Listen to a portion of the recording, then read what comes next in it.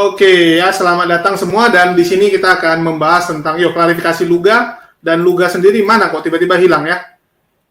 Loh, hilang dia. Oke, ini ada apa sih Bang Umi Dini untuk sampai ibu itu bisa marah sama Luga sampai sebegitunya sih? Ini siapa? Siapa? Ibu Elizabeth ini dia itu seorang dia udah S3 tetapi dia belum jadi pendeta begitu kan. Sebetulnya poin dari video tadi tidak ada bercerita masalah hutang piutang Luga, itu kan bukan urusan kita. Namun tadi Ibu Elizabeth menjelaskan bahwa untuk menjadi seorang penginjil atau pendeta itu harus melalui jenjang-jenjang tertentu, harus melalui pendidikan-pendidikan lagi gitu kan. Nah, itu poin yang video tadi. Jadi sama sekali Ibu Elizabeth itu tidak membahas masalah pribadinya Luga dengan beliau, tidak, hanya menjelaskan untuk menjadi seorang penginjil, untuk menjadi seorang pengkhotbah ini tidak semudah apa yang kita pikirkan begitu. Dia saja sudah S3, dia tidak mendapat gelar PDP atau evangelis, tidak, karena itu untuk mendapatkan itu harus melalui ada sekolah-sekolah tertentu, ada jenjang-jenjang karirnya yang harus dilalui seperti itu. Iya, boleh gue jawab, Boleh. Oke, ini biar ini antara Luga sama Umi Dini, ngapain pula lu yang jawab pula tikus? Oke. Enggak mengenai itu, mengenai. Ya silakan klarifikasinya Bang Luga. Kita kasih waktu. Oke, jadi begini ya. Seseorang itu pada waktu dia lahir sudah dikasih kapasitas oleh Tuhan. Kapasitasnya itu ada yang kapasitas kecamatan, ada yang kapasitas kabupaten, ada yang kapasitas nasional atau kapasitas internasional. Ya, terserah. Dia mau nggak sekolah teologi, itu adalah udah karunia Tuhan. Contoh misalnya wajah ganteng, wajah cantik, itu nggak ada sekolahnya. Di mana ada sekolah muka jelek kalau dia kuliah jadi cantik, itu nggak ada. Berarti itu adalah talenta. Ya, bisa berbicara juga itu talenta. Terkenal itu juga talenta, nggak ada sekolahnya. Saya mau ngambil S2 dong, tujuan kamu apa? Biar saya terkenal Michael Jackson. Kata orang, kamu udah gila ya? Terkenal itu adalah tak kasih karunia dari Tuhan. Sekalipun kamu nggak sekolah. Tidak ada juga orang sekolah untuk suaranya seperti Mariah Carey, nggak ada. Itu udah pemberian Tuhan. Nah, lalu sekarang kita ngomongin sekolah teologi ya. Sekolah teologi itu adalah hanya untuk mendukung talenta kamu. Misalnya, kalau kamu memang ngomongnya gagap, kamu dikuliahin juga kamu akan tetap gagap. Jadi saya bisa dikaruniakan Tuhan, karunia untuk berbicara itu adalah pemberian Tuhan. Tanpa sekolah teologi. Lalu, kenapa Ibu Elizabeth? Oh, kalau Luga tidak sekolah teologi, jangan khotbah. Itu nggak ada aturan, bro. Tidak ada aturan di dalam gereja.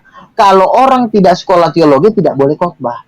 Itu nggak ada. Kecuali di gereja-gereja khusus. Seperti gereja HKBP, Protestan. Itu memang kamu harus mengikuti, mengikuti sekolah kependetaan baru bisa khotbah. Tapi kalau di gereja karismatik, itu nggak ada aturan seperti itu. Tadi yang berbicara orang karismatik loh Bang Luga, karena ini tetapi kan orang karismatik, dengerin dulu. Orang karismatik ya, bukannya saya menghina ya. Orang karismatik seperti apa dulu? Apakah dia punya jemaat 15.000, 20.000? Kan enggak. Maaf nih, saya bukan meremehkan. Ibu Elizabeth itu saya udah pernah ke rumahnya. Saya tahu siapa dia, suaminya saya kenal. Jadi artinya, kalau kamu walaupun dia orang karismatik, di karismatik dia sebagai apa? Berapa jemaat Bu Elizabeth? Pelayanan. Makanya iya, jemaatnya berapa? Enggak, saya nggak tanya pelayanan, jemaatnya dia berapa? Kenapa? Jemaatnya Bu Elizabeth berapa? Yang namanya jemaat itu kan harus selalu dia yang pengkhotbah, dia yang pendeta. Ya kan? Karena ini iya kan berarti dia bukan gembala. Bu dengerin ya. Dengerin, Bu Elizabeth itu bukan. Lu juga dikatakan bukan gembala. Lu juga dikatakan bukan gembala loh. Iya betul, gua ini bukan gembala, tetapi gua penginjil. Punya pelayanan kerasulan dan penginjilan. Gua kan nggak pernah ngaku gembala. Untuk mengakui diri, mengklaim diri sebagai seorang penginjil itu kata ibu siapa sih ibu yang bicara tadi, Ibu Elizabeth itu tidak bisa seenak perut lu doang Kak begitu, tetapi ada yang itu kan kata dia. Sekarang begini loh. Dia aktivis gereja loh, dia pelayanan di sekarang gereja loh. Iya, Gua ya, lo tahu nggak? Pendeta Niko itu pendeta Big Boss yang paling gede. Lalu di bawahnya pendeta Timotius Sardono. Timotius Sardono tuh sama gue tuh begini. Itu yang nyumbang Seenggaknya gue ini debat. Bang Lugas, seenggaknya lu harus ada catatan di sinode, tapi lu kan nggak ada. Katanya Loh, bahkan sekarang- kata Ibu Deborah, lu aja jarang beribadah, lu nggak punya kartu jemaat, atau gimana lo? Begini Tapi ya, kira puluhan Umi lu Dini. sampai gebrak-gebrak meja, gitu. Begini Umi Dini, dengerin ya biar gua kasih tahu lo ya cara Hmm, kerja di hmm, dalam hmm. kegerejaan. Kalau penginjil, lo misalnya mau doain orang kerasukan, misalnya ada orang kerasukan setan nih, udah mulutnya udah berbusa, lalu gue mau doain, tiba-tiba Bu Elizabeth bilang datang, nggak boleh. Kenapa Bu? Kamu belum izin dari pendeta. Ini Bu, mulutnya udah berbusa Bu, nggak boleh. Harus ada tanda tangan dari Pak Niko. Jadi ini yang mulutnya berbusa nggak perlu didoain. Udah kerasukan setan, udah mau mati, nggak boleh. Itu ajaran apa? Kalau penginjil itu lepas, itu nggak ada urusannya dengan gereja. Kecuali gua menjadi pendoa di gereja itu, gua digaji, baru gua. Sekarang duit berapa gua terima dari gereja sehingga gereja bisa ngatur gua, Umi? Gua ini penginjilan pakai dana sendiri. Ya, gua bisa main musik. Dengerin. Gereja kan? Bukan. Aturan gereja itu hanya berlaku bagi pengerjanya, misalnya pemain musik. Lalu apalagi misalnya pemain musik terus yang menjaga jemaat, usher, pendoanya itu berlaku buat yang mereka kerja yang digaji sama gereja. Nah kalau gua nginjil, gua itu dengerin, gua itu nginjil berarti gua udah bikin kerajaan sendiri. Gua yang gaji, gua yang rekrut anggota gua. Contoh misalnya King of King International Ministry, itu tidak dibawa gereja. Berarti makanya gue suka-suka gua untuk nuntut perpuluhan kalau begitu. Oh, tidak bisa. Dengerin, yang namanya hamba Tuhan Enggak, bukan seperti itu, Mi. Gereja itu tidak punya hak mengatur-ngatur apabila orang itu mendoakan orang. Misalnya gini, ada orang kerasukan setan, gue doain sembuh. Lalu orang yang kerasukan setan itu mau ngasih persembahan sama gue, gereja nggak punya hak. Gue panggil pendetanya ke sini. Sekarang lu panggil pendetanya ke depan sini. Kalau perpuluhan itu kan ada batasannya, artinya gereja yang mengeluarkan aturan perpuluhan. Lu kalau misalkan memaksa orang dengan perpuluhan tanpa aturan dari gereja, nggak bisa dong. Begini Umi ya, begini kan. Kita ini di mata Tuhan, hamba Tuhan sama pendeta tuh beda Umi. Pendeta belum tentu hamba Tuhan pasti bisa jadi pendeta. Begini, pendeta kan pemimpin jemaat. Pertanyaannya, di mata Tuhan di pendeta bukan? Ya, pendeta. Kalau dia di mata Tuhan, nggak enak aja loh. Nggak bisa begitu. Ya, pendeta itu kan organisasi manusia. Bukan, kecuali hamba Tuhan, itu urusannya mujizat. Misalnya gue hamba Tuhan. Buktinya apa lu gak hamba Tuhan? Ini panggil orang kerasukan setan. Gue doain sembuh. Itu hamba Tuhan namanya. Kalau pendeta belum tentu bisa. Hamba Tuhan dong. Dukun juga dia bisa. Hamba setan karena dia pakai kuasa setan. Dia hamba setan karena dia pakai kuasa setan. Gua pakai kuasa Roh Kudus, maka gua hamba Tuhan. Ayo, skakmat kan lo? Enggak mau jurus apa lagi? Mau jurus apa lagi? Keluarin. Begini, lu sekarang manusia yang lo anggap Tuhan aja diuji oleh iblis. Ditenteng-tenteng ke bukit oleh iblis. Skakmat kan? Itu jangan bahas itu dulu. Kita bahas sekarang kan kependetaan. Enggak bisa, lu kan mengatakan lo namanya mau kabur dari tema. Lo kan giliran lo udah kalah sama tema, lo mau lari ke yang lain. Makanya gue bilang, dengerin dulu. Kalau gue mendoakan orang sembuh, ya misalnya lalu orang yang sembuh ini ngasih persembahan sama gue, itu nggak ada urusannya sama pendeta. Kalau pendeta mau ngurus campur, panggil pendetanya sini. Panggil. Lu kalau misalkan persepuluhan itu nggak ada urusan ya, tapi lu kan maksa sampai gebrak-gebrak meja. Ada orang bukan gua maksa, gua cuma dengerin. Gebrak-gebrak meja nggak boleh. Salah begini, kan gua membacakan kesaksian. Ada orang yang dibawa ke neraka. Lalu orang yang dibawa Bentar Pak. Ada orang yang dibawa ke neraka, lalu dia melihat orang yang tidak membayar perpuluhan ini dibantai di neraka. Lalu gua saksikan ke Bu Elizabeth. Bukannya gua maksa. Gua cuma kan menceritakan kesaksiannya orang sekitar 7 remaja Kolombia dibantai karena nggak bayar perpuluhan. Kan gua cuma menceritakan. Ngapain gue Bukan. gebrak meja nih, ngaco nih orang nih. Bukan, gue masih naro loh ini. Gue masih naro videonya, ada seorang ibu yang nggak bayar ribut sama lu, nggak bayar perpuluhan, lu sampai gebrak. Gua itu ribut sama dia bukan karena dia gua suruh bayar ke gua, kan nggak ada ayatnya. Halo? Beluga. Ini habis signal nih kalau udah habis kuota nih kalau kayak ini biasa juga. Tadi udah sampai mana ya, udah lupa saya gitu. Jadi gini ya, artinya apa ya? Gini aja simpel lah. Lo udah tahu gua debat sama Moko Ginta itu ibarat kata raja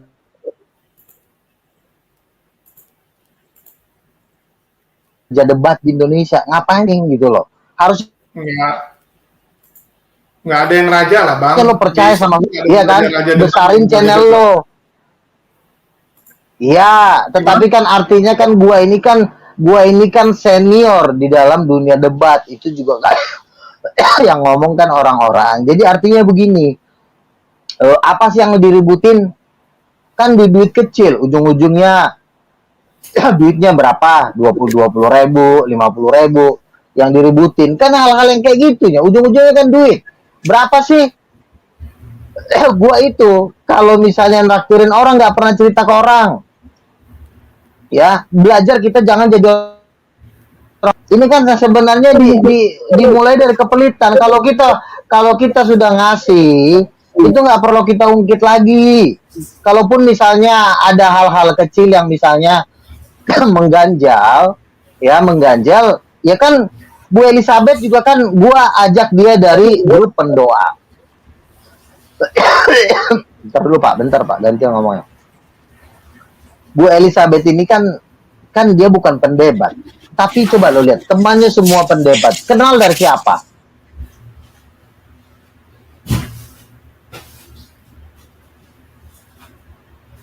Si Julius. Si Julius, waktu dia punya channel, ya. Si Julius, waktu dia punya channel, subscribernya baru 3.000. 1.500 kalau nggak salah. Makanya saya kaget. Juga naik 6.000 bang.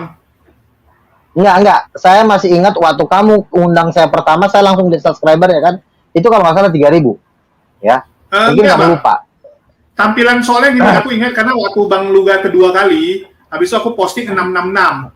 Jadi saya bilang, wah ini 666 udah jadi anti crash gitu kan. Iya, oke. Kan, mungkin saya salah ngelihat, saya ngelihat, tapi saya masih ingat waktu kamu WA saya kan lihat channel ini channel siapa nih, karena menurut saya belum kenal kamu, makanya saya lihat kan seorang yang undang saya harus saya kenal orangnya. Kalau misalnya Moko Ginta udah saya kenal, Ustadz Anwar saya kenal, semua sudah saya kenal. Tiba-tiba kamu datang, kecuali kamu ada wajah ini kan mualaf channel siapa nih?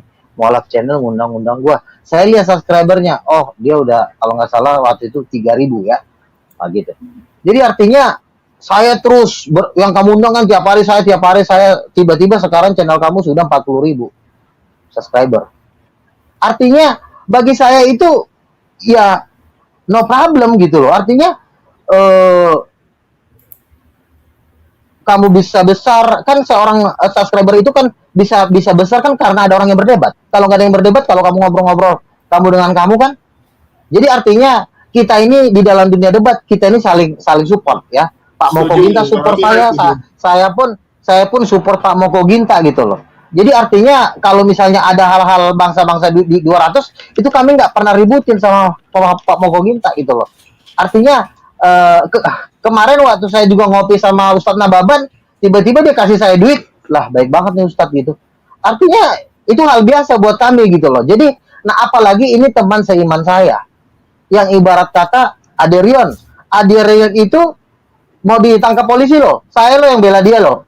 Udahlah, Tata jangan diperpanjang, saya bilang. Bener ya bang ya, tapi tegur dia bang.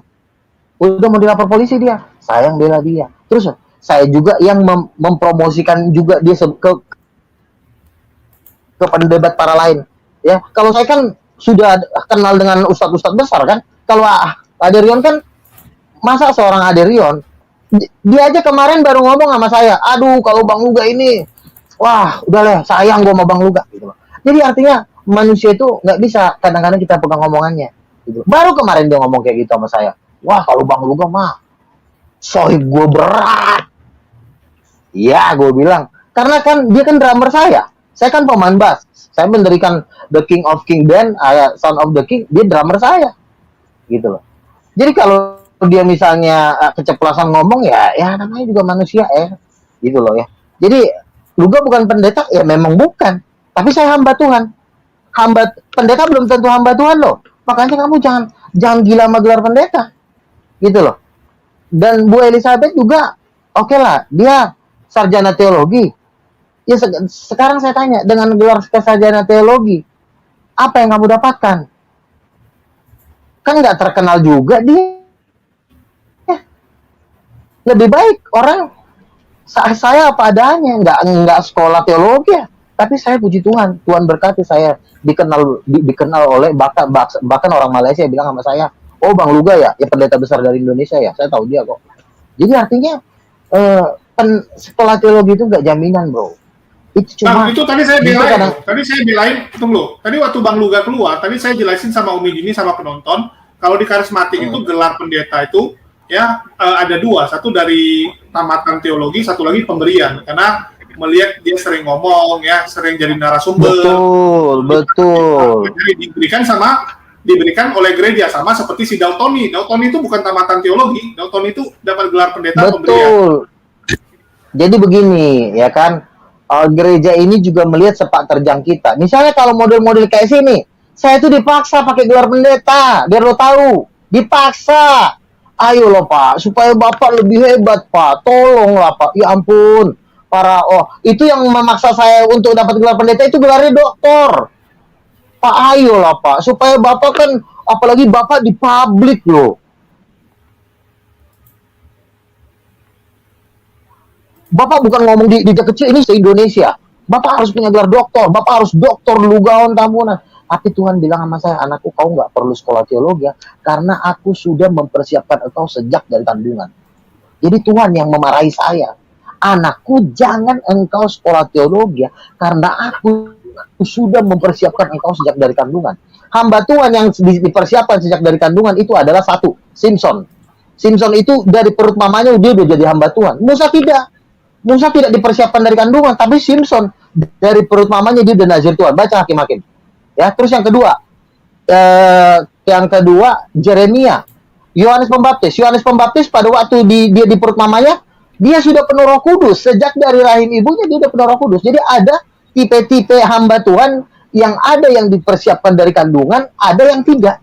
Itu. Rasul Paulus tidak. Jadi kemungkinan besar nanti Alkitab ke depannya ada revisi baru lagi ya tentang nubuatan Nabi Luga begitu kan? Bukan begini loh. Alkitab yang pertama begini ya. Alkitab yang pertama itu adalah pondasi dari firman Tuhan. Lalu nabi-nabi yang akan datang adalah dia juga perlu mengkonfirmasi kalau firman itu benar. Contoh misalnya, Tuhan Yesus berkata, "Usirlah setan." Apakah kita harus percaya? Pas giliran setan kita kabur aja. Yang penting kita udah percaya deh, kita nggak usah ngusir setan. Artinya Alkitab itu juga kita harus buktikan. Bagaimana cara membuktikannya?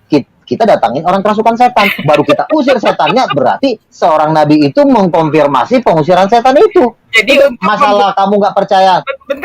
Sebentar. Ini jadi untuk membuktikan Alkitab harus mencari dulu orang yang kerasukan setan begitu. Sekarang begini bro ya. Sekarang kan begini.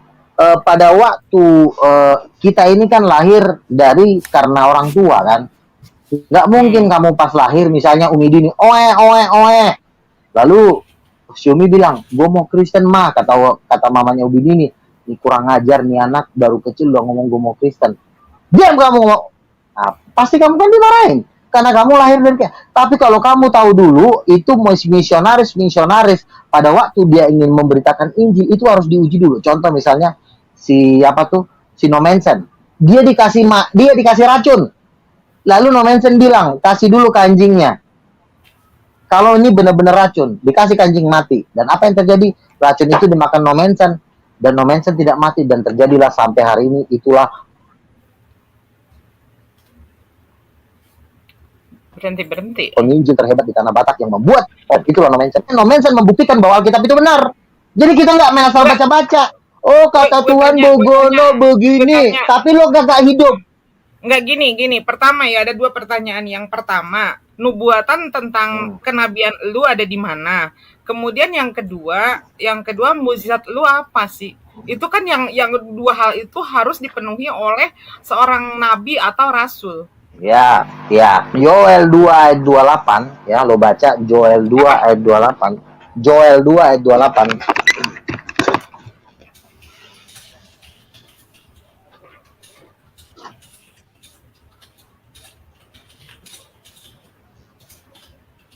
Mana dia hilang? Assalamualaikum. Iya. Halo, HMC Umi Dini. Saya mohon izin pamit duluan. Joel 2 ayat bro. 28. Dilanjut ya. Ya. Ya, Oke. jangan tersinggung ya Pak ya, jangan tersinggung Pak. Itu cuma ya biasalah. Enggak. Oke. Contoh aja Pak ya. Ini bahwa di dalam suatu kebersamaan itu janganlah kita selalu terlalu terpancing dengan